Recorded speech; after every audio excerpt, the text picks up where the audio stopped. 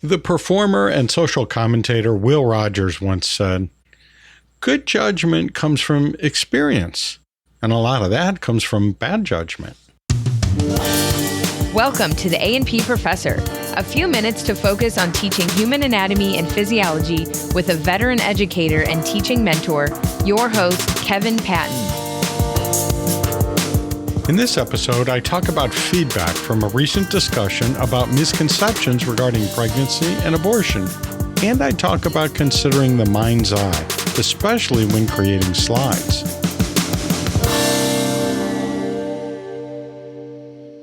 In past episodes, I've mentioned my general distaste for student evaluations.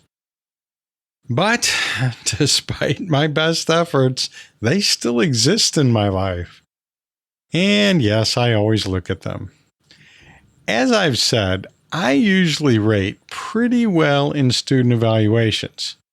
My evaluations seldom reflect the strongly biased, low scores and insulting comments that many people who don't look or sound like me have gotten.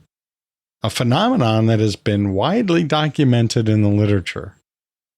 So far, I haven't even seen any ageism creeping into my student evaluations that some of my other boomer professors see. But I do get some of those weird and negative comments that are so off base and ill-conceived that I often can't help but laugh. You know, where they complain that the only way to know what's going on in the course is to read the syllabus, or some other comment that turns out to reflect the student's own incompetence, not mine. But there are sometimes overly aggressive or otherwise exaggerated negative comments that get me wondering whether I really do need to change something. Usually not. Usually I get that useful kind of feedback from surveys that I've done myself, not from the official student evaluations that are administered by the college. Or more often, I get that kind of useful feedback from the debriefings and student reflections that I've talked about in past episodes. But in the official evaluations, it's not uncommon for me to get dozens of glowing reviews of my courses and just one or two awful ones. And you know what? When I read the good reviews, I kind of don't give them the weight they deserve. I instead zero in on the bad ones and fret about them and keep replaying them in my head. And I talk to my peers about them and I question myself. I give them way, way more weight than they deserve.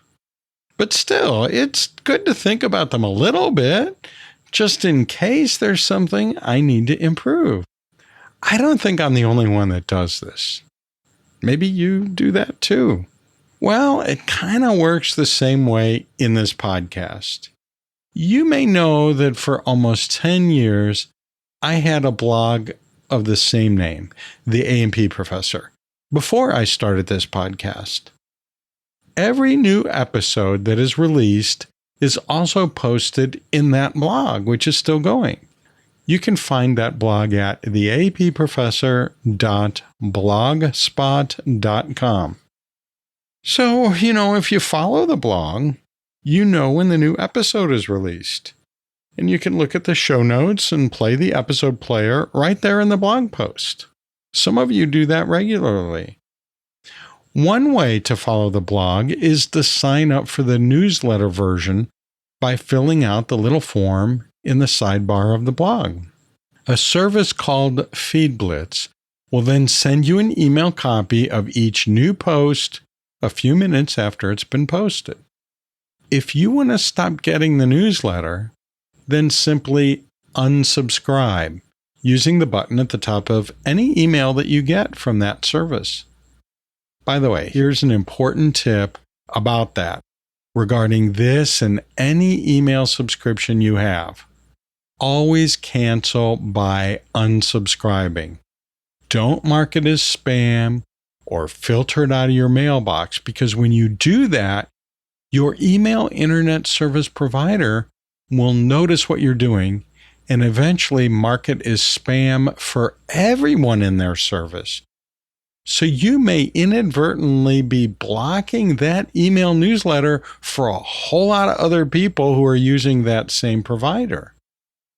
Anyway, when you unsubscribe from a FeedBlitz email subscription, they'll ask you the reason. You'll have some choices to choose from. It's like a multiple choice test. And then I get a copy of those responses too, so that I have a clue as to why folks are dropping. Over the last decade, I've gotten surprisingly few unsubscribe notices. And almost always it's the same reason listed. And that is, quote, content is no longer relevant, unquote. Really? Okay.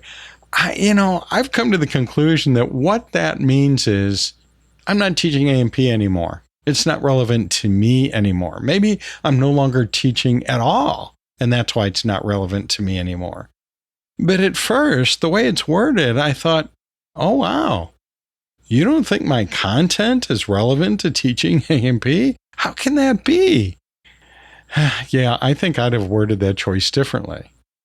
But it's like those darn student evaluations, right? The questions and choices don't always fit what we really want or need to know about our course, or in this case, about our podcast or blog. But okay, no big deal. The reason I'm bringing this up is that for the first time in over 10 years, I got a notice with this response selected. Quote, offensive, strongly disagree or disapprove, unquote. Ouch. It's like those bad responses in a student survey. The ones that it takes a long time to get out of my head. The ones that I can't stop fretting about. The ones that seem to weigh more heavily than they probably should. As I mull this one over in my head, more than I should, I think, that offensive, strongly disagree or disapprove response gets me wondering, which is it? Did my content offend you? Or do you strongly disagree with my content? And what does that mean if you disagree with my content? It's a concept I shouldn't have brought up, maybe? Or maybe you're disputing my facts or disputing my conclusions? Or was it that you disapproved rather than found it offensive or strongly disagree? Well, okay, if you disapprove, what are you disapproving? Me? You disapprove of me? Or do you disapprove of my voice? Or you disapprove of my content? Or do you disapprove of my opinions about that content? Or do you disapprove of my sponsors? Or don't you like the logo? It's a hip logo. Why don't you like that? I don't know. I mean, it doesn't give me enough information as to what went wrong. I'll try to figure out those reasons and talk more about this kind of reaction after we take a short brain break. Whether you prefer a little boost for your hearing, or you have a little trouble with my Missouri accent, or simply annoyed by the sound of my voice, or maybe you just want to find that one little thing that we said in a previous episode, there's a searchable transcript and a captioned audiogram that you can use for that. These tools are sponsored by AAA, the American Association for Anatomy, which you can check out by going to anatomy.org. One of my favorite resources from AAA is their Journal for Teaching and Learning Anatomy and Physiology called Anatomical Sciences Education. I've mentioned that before. An article I ran across recently in ASE is called Air Anatomy, Teaching Complex Spatial Anatomy Using Simple Hand Gestures. The air anatomy approach is interesting, and I think it may help students who struggle with visualizing anatomical shapes and relationships. There's a link in the show notes if you want to read it. I've been discussing a reaction I received in which someone unsubscribed from the blog that posts these podcast episodes, stating that they were ending the subscription for this reason: offensive, strongly disagree, or disapprove. Now, one big clue is that it came out on the same day as episode 118, in which I exhorted us to make sure that we don't have any misconceptions about human reproduction in our courses, because they are common and because they are often used as a basis for policies, regulations, and laws. As I explained, that when we put lines one must not cross into a law that are not really clear lines at all, nor any kind of boundary, even a fuzzy boundary, well, then it makes a bad law, and it makes it confusing about how to stay on the right side of that law, and will likely cause harm, possibly death, to my family, friends, and neighbors, and everybody. Yes, this relates to the current and hotly debated abortion law controversy. But in that episode, I didn't advocate a position on whether abortion should be legal or not, or whether it's a personal medical choice. Perhaps my bias leaked through, but I didn't intend to make my position part of the content of episode 118. I'm guessing the unsubscriber didn't like something about what I said. My stated position in episode 118 is that we should strive to avoid misconceptions in biology when teaching A&P. And that's especially true regarding pregnancy because, it affects important public policy regarding abortion. I can't imagine that unsubscriber is in favor of teaching concepts that we know to be wrong, of preserving misconceptions. I don't know. Maybe it's like a student who doesn't do the research paper assignment, but complains about it on the student evaluation anyway. Maybe they didn't listen to the episode before they unsubscribed and used that as their reason. Another possibility is that the term abortion could be monitored by the IT department of the unsubscriber's institution, and getting emails with that word in it might cause trouble for them. I've seen stranger things happen, and I completely understand unsubscribing in that case. After I got that unsubscribe notice, I also started getting feedback on this episode after posting it in a social media group that I belong to that's just A&P professors, that may also shed light on that unsubscribe action. I started hearing from A&P instructors at religious, private, and public institutions that there are some really strict restrictions on teaching, probably mostly in high schools, but I think in higher ed as well. Some restrictions seem to be spelled out and some are implied. But apparently, in some places, even responding factually to a fact-based question from a student is a no-no if it relates to any of the restricted topics. Oh, that leads us down a whole other road, doesn't it? Banning of scientific topics in science courses? You know what? Let's come back to that in a later episode. Why don't we do that? But let's get back to episode 118 for now. Okay, as I fretted about all this and mulled episode 118 over and over in my mind, I did consider something about that episode that I do regret. I really don't think that unsubscriber was thinking this way, but really, how can I know that for sure?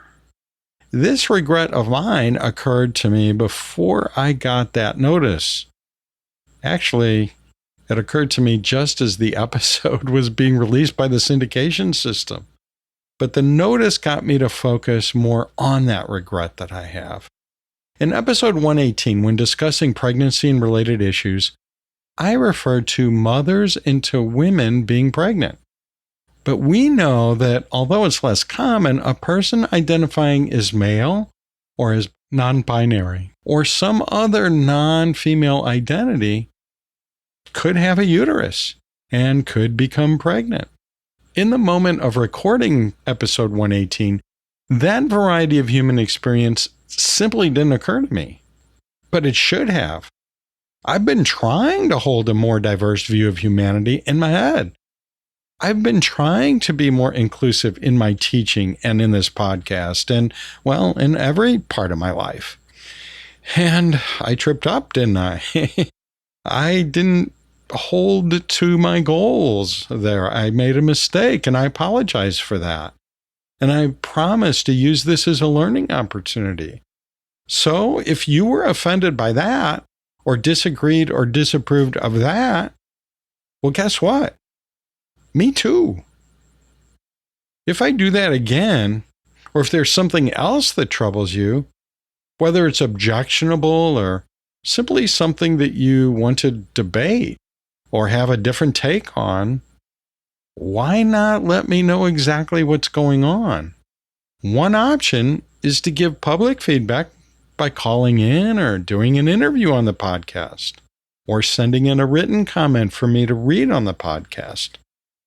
Another option is to have a direct and private conversation with me. Either way, I want to know what's on your mind so I can grow. And maybe we can grow together, eh? The free distribution of this podcast is sponsored by the Master of Science in Human Anatomy and Physiology instruction, the HAPI degree.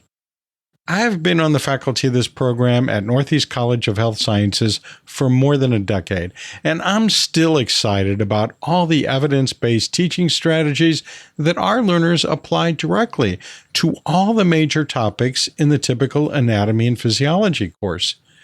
It's so great to work together as we improve our teaching skills and our scientific knowledge.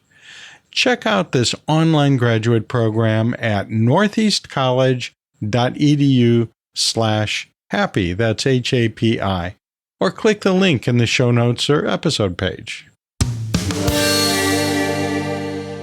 What is the mind's eye? In English, the term mind's eye goes back at least to Chaucer's Canterbury Tales, and it's been mentioned in Shakespeare's play Hamlet, and in lots of places in both fiction and nonfiction literature. But the concept of a mind's eye goes way back further than that in human history. What's important for this discussion is that, well, it's a thing among humans. Something we talk about and refer to as if it's a real phenomenon, an ability to see visual representations of our memories. Back in the 1880s, Sir Francis Galton published a paper called Statistics of Mental Imagery, which was essentially about the mind's eye. Galton defined his main investigative question as the different degrees of vividness with which different persons have the faculty of recalling familiar scenes under the form of mental pictures. He asked his subjects to think of some definite object. Suppose it's your breakfast table as you sat down to it this morning, and consider carefully the picture that rises before your mind's eye. He was surprised to find out that not everyone has the same ability to picture things in our minds. Some have a distinct mind's eye, and surprisingly to Galton, some don't. And of those who have this ability, it varies a lot from person to person. That is, sometimes the picture one sees is big and vivid and detailed and in full color and very clearly seen as an image. For most people to picture things, it's somewhat less clear and a little less vivid and less detailed, but still visible and useful in remembering things. Aristotle called this ability to see mental pictures Phantasia. That's spelled Phantasia, Phantasia. You know what? Now's a great time for Yes, you guessed it. Word dissection. Where we look at the word parts that make up scientific terms, just like we do in our A&P class, to help students become immersed in their new language of anatomy and physiology. The usual meaning of the word Phantasia in English is fantasy, but in the original Greek, it means appearance, or look, or presentation, or display, or image. So, yeah, that's a pretty apt term for the mind's eye if you want a word that's not easy to spell or pronounce, which is, of course, what we look for when coining a new scientific term, right? We can't just call it mind's eye or mental image. Let's come up with something in Greek where it's Phantasia, but it's not with an F, it's with a PH. Let's do that. And maybe it's kind of hard to remember, too, because it's not a word that we typically use a lot in conversation. There are also two related terms that have come into use that I want to mention. If I add the prefix a to form aphantasia, well, I think you know what that condition would be, right? That a prefix means without, so aphantasia refers to a situation where a person does not have that mind's eye ability, or maybe it's very weak. And what about the term hyperphantasia? The prefix hyper, we all know, means more than. And so a person with hyperphantasia has a better than average ability to picture things in their mind. Now, there's some research that shows that aphantasia can be congenital or acquired. Maybe it's acquired through a brain injury, for example. And the research suggests that people with a low ability to visualize memories can still recall things about what they've experienced or learned, but they generally have a lower than average ability to do that remembering. Besides a lower ability to retrieve useful information, people at the aphantasia end of the spectrum seem to have a lower than average ability to predict things based on their memories, which implies that their ability to apply concepts to new situations, that is, to solve new problems using old information, is also reduced. So, taking this all a step further, maybe it's not a leap to suggest that if one has trouble visualizing a concept in anatomy and or physiology, one is going to have trouble remembering that concept. And will have trouble retrieving that concept later when needed to make applications or to solve problems. You know, those are things we ask our students to do in our course all the time, especially in our tests and other assessments. Now, something I haven't been able to find is whether phantasia, the ability to see things in our mind's eye, is something that can be developed or remediated if it's not working very well. Hey, if you run across any information on that, I'd love to hear about it. Maybe we can then find ways to help our students who trend toward aphantasia. Sort of, give them a pair of glasses, a virtual pair of glasses that improves their mental imagery and therefore their chances for success in the A&P course. There are a few hints that being visual in everything we do as such students, in the activities and resources we use in teaching, helps a lot. That is, using images or models or specimens that students can look at in presentations or in active learning projects or in tests or in other course elements, that can perhaps substitute for an imagined image in the mind. So, in other words, the more we use images, the better it's going to help those students that have trouble conjuring their own images in their head. And likewise, encouraging such students to use images and models in their own learning processes, in their note-taking, draw pictures, in their studying, in their lab work, maybe that can help. Maybe even allowing students some extra paper during a test to draw things out for themselves could help some of these students. Maybe any of these strategies can help all students. I think that's probably the case, don't you? Until we understand more about aphantasia, at least we now know just a little bit more about this particular challenge to learning. And with understanding, we can develop the empathy and compassion that motivates us to support our challenged students. And perhaps also, this underscores what I think is a core concept of teaching and learning, and that is each of us has a mind that works differently than everyone else's mind. So as a teacher, it does not help when I assume that any individual student thinks like I do, or even thinks like I did way back when I first took A&P. Marketing support for this podcast is provided by HAPS, the Human Anatomy and Physiology Society, which you can check out by going to theapprofessor.org/HAPS. That's HAPS. One important initiative of HAPS is helping us all figure out what the trends are in teaching A&P. I'd say that's the most common thing that brings us together, a desire to learn from each other and hear about what others like us are doing in their A&P courses. Well, it's time again for the HAPS Lab survey, where we're once again asked about our lab course curriculum to see what's new and to see what's the same. You know what? That only works if people participate in the survey in each round.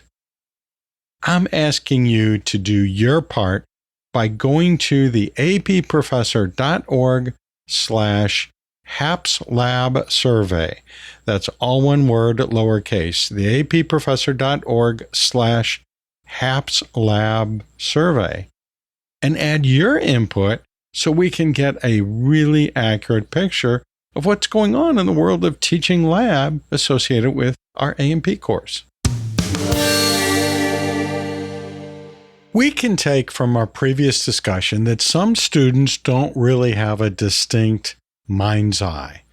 That is, they don't really visualize things in their mind very well, a condition that can be called aphantasia.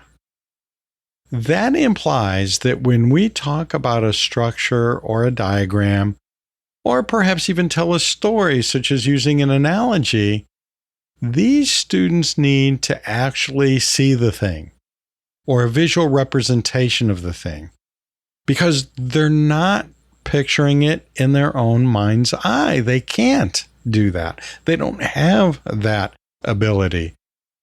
Even those that do form mental images easily can't really use it when they don't know what to picture or have never learned what that something we're talking about looks like.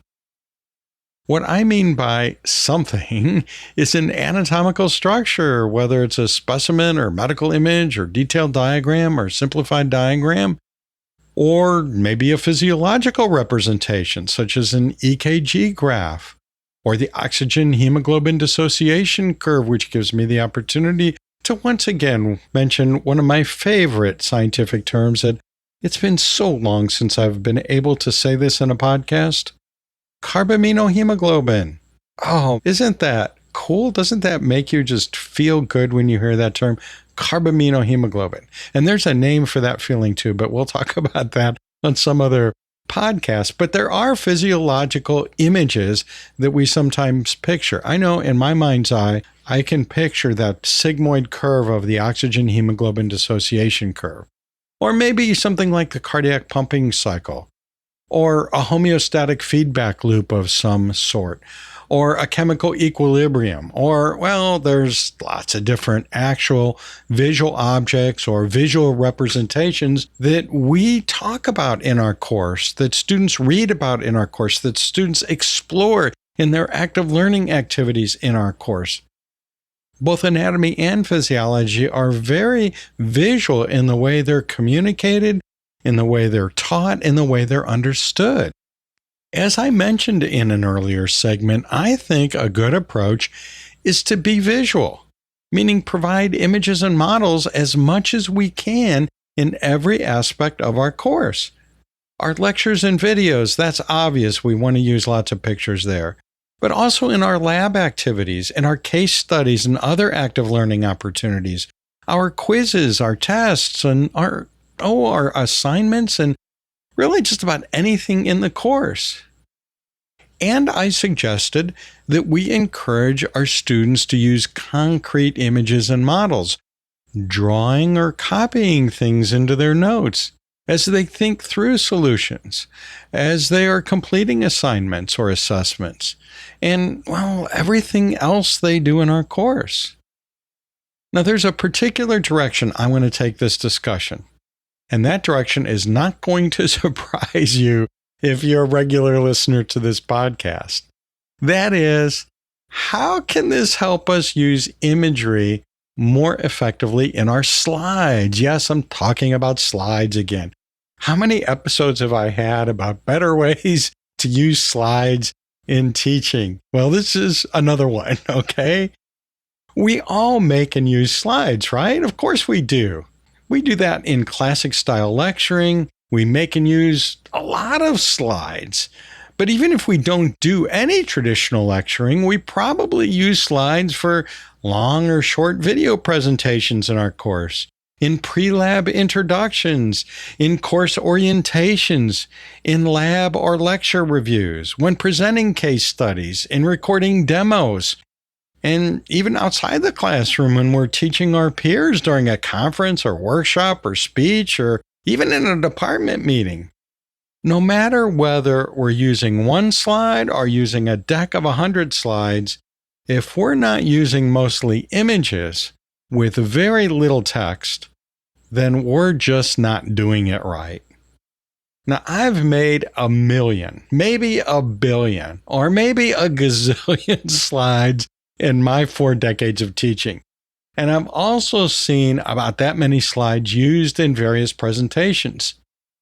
But part of what I do as faculty in the HAPI graduate program at Northeast College of Health Sciences is help A&P faculty each develop their own highly effective style of making teaching slides. So I've made a study of it myself so that I can be a helpful coach.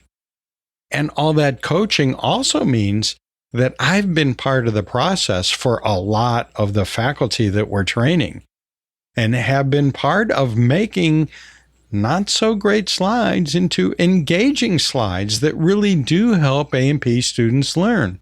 And the key is what I just shared with you. A lot of images and not very much text. Before I move on to a couple of practical tips, I want to tell a story from the olden days. Before we had PowerPoint or Google Slides and the like, we had transparencies. These are letter-sized plastic sheets that each have an image from the textbook or some other source printed on them with translucent ink. So you place those on a lighted platform with this little lens and mirror gizmo above it that projects the image behind me, behind the presenter, and onto a screen that the students can see. Now, often we would put up one transparency and talk about that image. And then we'd move on to the next transparency with the next image and continue our story talking about that image that the students can see projected behind me. Sometimes we'd use our pencil to point out things on the transparency or use a special marker to actually draw on the transparency or a sheet of acetate that was laid over the transparency. Use that special marker to underline or circle or draw an arrow or outline the portion of an image. Maybe we'd write in a label or two or a definition or statement. Occasionally, we'd want to remind students of a previous concept. So we'd flip through the used transparencies on our desk and find the one from a few minutes ago or a few lectures ago and put it up there on the projector again, so that students would have an actual image to reinforce the mental image in their mind's eye. Although I did that a lot and the students found it helpful, I got to admit, it was not easy putting all those transparencies back in their proper spot for the next class's lecture. I messed that up quite a bit. It was hilarious. My students thought it was hilarious. At least they were laughing at me. Oh man, they were laughing. Oh man, this paints a whole new picture of that memory. Oh well. Anyway, the thing is, in what seems like 5 minutes ago, we were all giving presentations that were mostly, if not entirely, images. Now, in parallel, historically, with that method, and mostly at the larger universities, especially when we were teaching in giant lecture halls, which I did, I think some instructors were using a lot of Kodachrome or similar photographic slides. Now, I use the overhead transparencies, but a lot of my peers in that situation were using these photographic slides. You know, those 35 millimeter transparency photos that are mounted in little cardboard frames that a lot of people, you know, they took vacation pictures in that way. And then you arrange them in a little carousel tray that was placed on a slide projector. Yeah, those kind of presentations using those little 35 millimeter slides, those were mostly images too, at least the slides that we used for teaching. But, you know, some of them did have text, sometimes arranged as bullet points or definitions of terminology, but I think they were mostly used as title and subtitle slides, you know, to say, okay, now we're moving on to a new topic or a new subtopic, to help students kind of arrange in their own heads, you know, how this story was progressing. These were also used a lot for presentations in the world of business, and it's that business meeting model upon which PowerPoint and its imitators were originally based. I don't think PowerPoint was originally intended for teaching so much as it was intended for business meetings. Now, PowerPoint is great, and if nothing else, it has made it easy to make copies of slides that I could have so I don't have to keep pulling out previously used slides and risk getting them all mixed up like I used to always do. So if that's the only reason to use PowerPoint, it's still a good reason to use PowerPoint. Now let me hover there for a moment and call your attention to this strategy. That is using previously used images. Why don't many people do that? What I see happen a lot, and by a lot, I mean a lot, is that instructors will use the slides provided by the publisher, or better, slides they make using images provided by the publisher, and they use each of them one time. Exactly one time, and often exactly in the order they appear in the textbook. Now, what I think works way better for learning is this. Number one, reconsider the order of events in the story that you're telling your students. You could be going in the same sequence as the textbook for every part of every chapter, but often we deviate from that a bit in our story. So our use of images needs to be switched around a little bit. The cool thing about PowerPoint is that there's a slide sorter mode that helps us see most of our slides all laid out on the screen, and we can move our slides around to work out how our story will flow. Like, oh yeah, this seems good. No, let's move this over here. No, that's not right.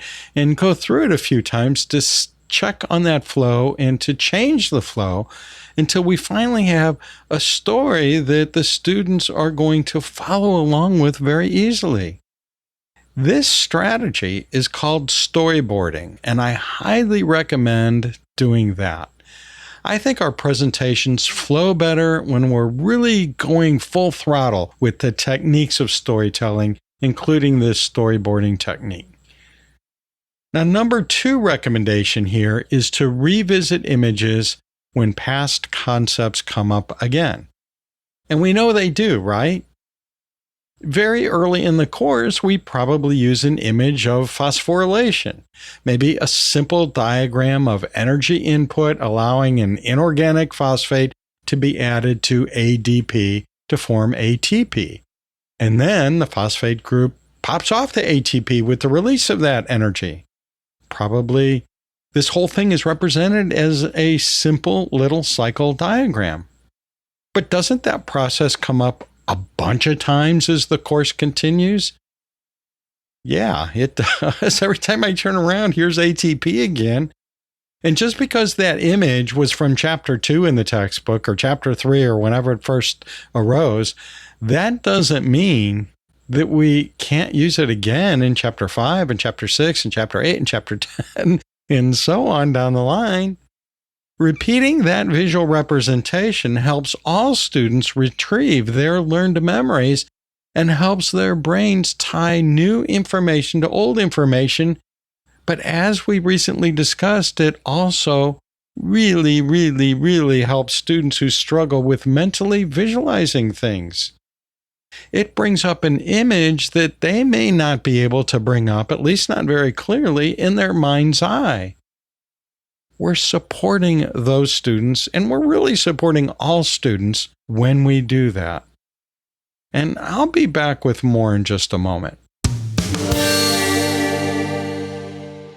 I want to take a quick moment to remind you that you can earn a digital credential for listening to this or any episode of the podcast. Simply go to the show notes or the episode page and click the digital credential link. Or go to the approfessor.org/podlist, that's PODLIST, and click the link for the credential for this episode or any episode in that list. There's a short form to fill out, and then you'll get your digital credential, which you can use as a printable certificate or as a digital badge, or both. This helps you keep track of your independent, individualized professional development activities.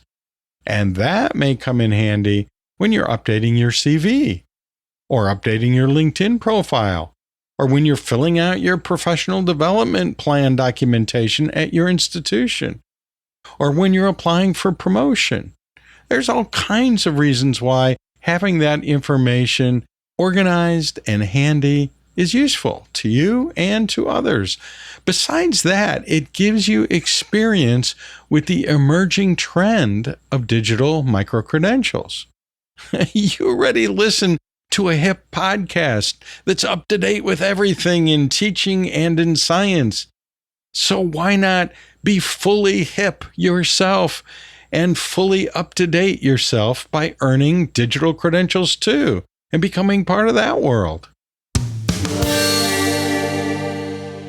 Now, I had been discussing reusing images from previous topics in our slides to help students visualize things that they may have forgotten, to help reinforce that mental image we hope they're recalling in their mind's eye. Likewise, I think it's a good practice to use the same image over the course of several back-to-back slides. For example, let's say you have an image that illustrates a 4-step process. Instead of trying to cram labels or bullets or other text for all 4 steps onto the same slide, why not divide it into 4 slides? Repeating the same image on each slide, we can either put the text for each step on a separate slide, or we could add each step from one slide to the next, perhaps, fading back the text carried over from the previous slide. That is, if it all fits. Now, this may be different than the way it's presented in the textbook, but the textbook has certain limits that you and I are free from. The biggest limit of a textbook is space. Those textbooks are impossibly huge to start with, so we really don't want them doubling or tripling in size. No, we do not. So sometimes a bunch of steps are all piled into a single image. Done well, that actually works pretty good for learning by putting all the relevant information into one field of view. But sometimes when we're telling the story orally, it works better to separate out the text related to the steps into different slides in the sequence. Then have a review slide where you've put it all back together into one field of view, similar to the typical textbook presentation. Another thing that I see that I think is a very weak strategy is to have a slide that is text only, perhaps a lot of text. and then follow that with a picture of what that text was describing. That is 2 different slides, one for text, it's jammed with text, and the next one has the image relating to that text on the previous slide. For example, if I'm describing the major features of the brain, I could list them all out in text on a slide. I could name and describe the brainstem and its principal elements, and do the same with the diencephalon and the cerebellum and the cerebrum. So I have a whole bunch of text on that slide. And, it's not just the names of those regions, but some kind of description. Even if it's a very short description, that ends up being quite a bit of text. But if a student has never studied brain anatomy, not really, maybe they've seen a brain, but if they've never studied brain anatomy, is this really going to help them? Even if they are hyperphantasic, that is, even if they have a very highly developed ability to mentally picture things, they may be conjuring up a very distorted image in their mind's eye if they've never actually seen these parts of the brain. A lot of faculty solve that problem by putting an image of the brain and its regions on the next slide. So, okay, I'll describe it. You're probably not picturing it correctly, but voila, here's the picture. Or maybe they put the picture on the slide that comes before that listing of textual names and descriptions of brain regions. But I think that just doesn't work very well. I think it works way better to keep any text we use on the same slide as the image that illustrates that text, so it's all in one field of view. Learning research tells us that the best way to present information is in a dual-channel multimedia mode. That is, using words and pictures together. If we read a lot of descriptive text on one slide, what are the odds we're going to remember it when we get to the next slide with the image that illustrates that text? I'd say those are pretty low odds.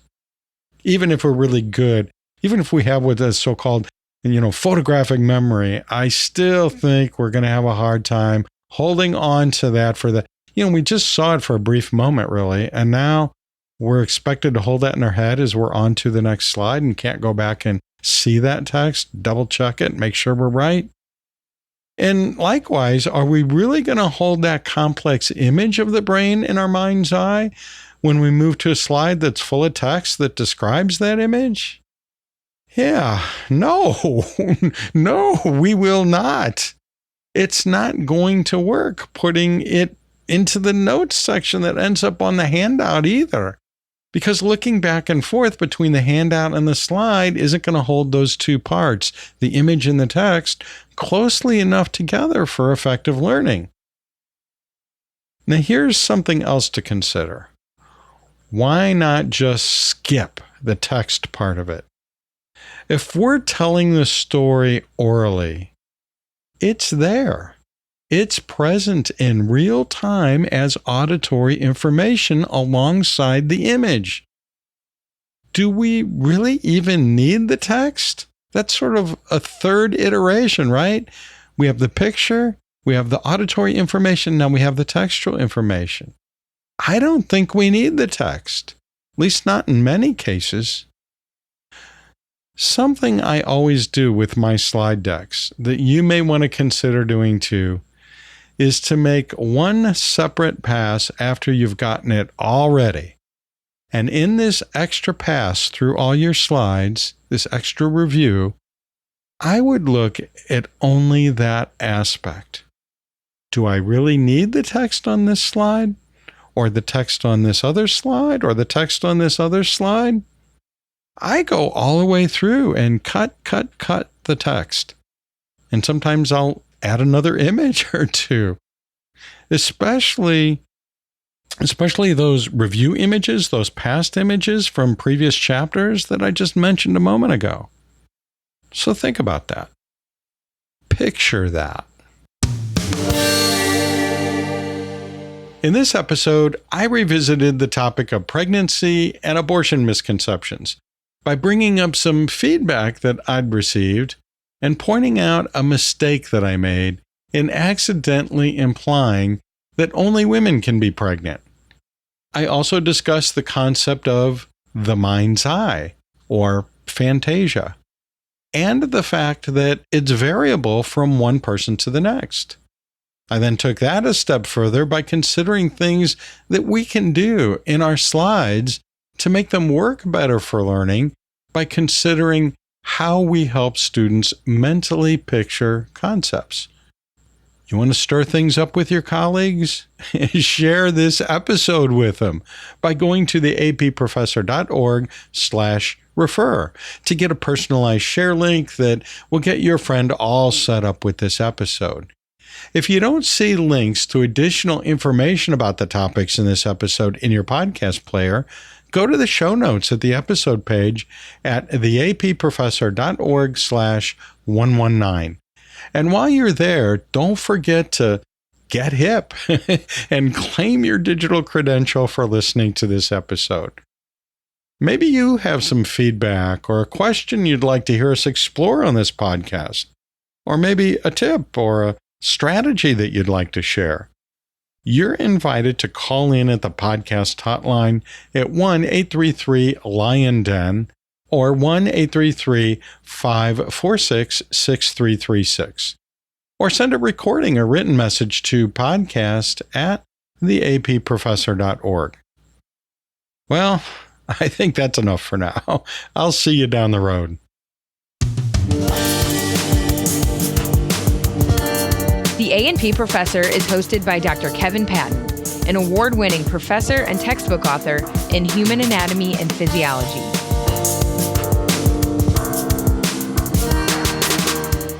This podcast is for indoor or outdoor use only.